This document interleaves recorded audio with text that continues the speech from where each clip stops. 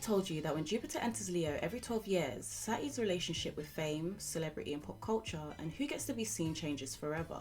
Jupiter will be back in Leo on the 30th of June for a little over a year. So, what might happen? Because if astrology history repeats itself, then this upcoming transit could mark the beginning of the next evolution of celebrity culture itself. The planet Jupiter rules things like expansion, popularity, culture and success, and Leo rules performance, visibility, celebrity, royalty and self-expression. When Jupiter enters Leo, society seems to ask these questions. Who gets to stand in the spotlight, and how do they become famous? Remember this. However, it's important to note that Jupiter in Leo by itself doesn't just create fame from nothing. It amplifies whatever the cultural infrastructure for visibility and success already is. 1990 to 1991, the untouchable stars. During this era, fame was still largely controlled by Hollywood studios, television networks, record labels, magazines and fashion houses. You couldn't just decide to become famous one day, you had to be chosen by the industry. And that's because during this cycle, outer planets were overwhelmingly in Saturn-ruled signs. Saturn, Uranus, Neptune were all in Capricorn, and Capricorn rules institutions, hierarchy, gatekeepers, status and authority. So even though Jupiter in Leo wanted spectacle and celebrity, the broader culture still believed that not everyone gets to be famous. The distance between celebrities and the ordinary people were huge. So what did we see during this cycle? We saw the rise of the supermodel, giant stadium tours, blockbuster celebrities and award show culture. This sort of fame wasn't relatable. It was aspirational and untouchable. Jupiter in Leo was asking us, who deserves to sit on the throne? 2002 to 2003, reality TV royalty. Now this Jupiter Leo transit really shook things up. Before, you could become famous because you were a natural star. Now, you could become famous simply because people were watching. This is where the big cultural shift comes, as celebrity itself became entertainment. It was no longer just about consuming movies, music or magazines. Reality TV, paparazzi culture, tabloids and celeb gossip magazines boomed. And now the celebrities were people like Paris Hilton and Nicole Richie. Because the public were beginning to consume personal lives, scandals, weddings, breakups, fights and friendships. They now wanted access. The rise of talent competitions also began here, which transformed ordinary people into stars in real time. Paris Hilton is actually a great symbol for Jupiter in Leo, and she's funny enough a Leo moon. Perfect symbol because she represented something new during this cycle.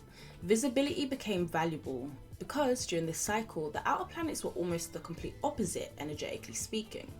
Neptune and Uranus were in Aquarius, Pluto was in Sagittarius, and Saturn was in Gemini. Neptune rules fantasy, glamour, projection, illusion, and celebrity worship, and Aquarius rules networks, communities, technologies, accessibility, and democracy. Together, they essentially create collective fantasy. Now that I look back on it, this was probably also the birth of stan culture and parasocial relationships. Pluto in Sagittarius was also important as Pluto rules obsession, transformation, and psychology.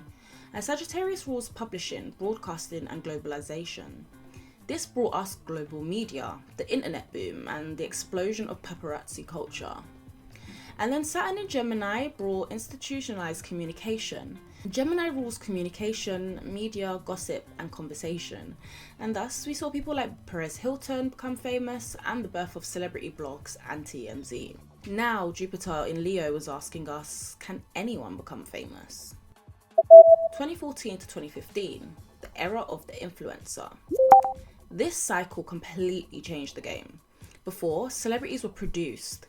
Now, celebrities produce themselves. By the last Jupiter in Leo, Neptune had moved into Pisces, Pluto was in Capricorn, and Uranus was in Aries. This created yet another evolution as celebrity became participatory. People just didn't want to watch celebrities, they wanted to become them too, and that changed everything. Uranus rules disruption, innovation, technology, individuality, and revolution. And Aries rules independence, identity, the self, and courage. This transit radicalized the public. Uranus in Aries responded with the ordinary person basically saying that they should get to be seen and nobody's gonna stop them. So, we saw the rise of Instagram celebrities, YouTubers, personal branding, and social media being the stepping stone to fame. Now your face was your brand, your personality was the product, and your life was content. Very Aries in the sense that it was all about being the main character.